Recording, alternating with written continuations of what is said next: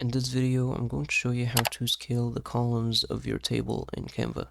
So I have this table here and it has 3 columns, and the columns look a little bit too tight for the text, like it's a little bit too close, and I want to have a little bit more space. I want to just scale up the columns.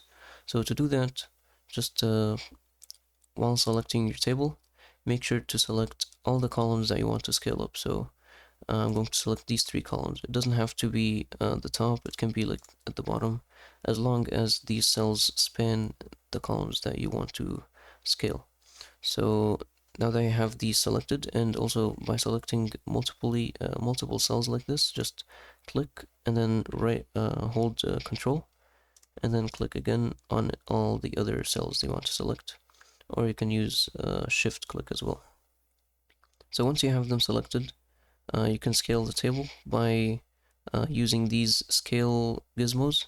So just drag them, and as you can see, all the columns are being scaled equally. You can also scale in both directions by holding Alt. So holding Alt will scale in both directions, and then you can move the table wherever you want. And yeah, that's how you can scale the columns of your table in Canva. If you found this helpful, please don't forget to like and subscribe.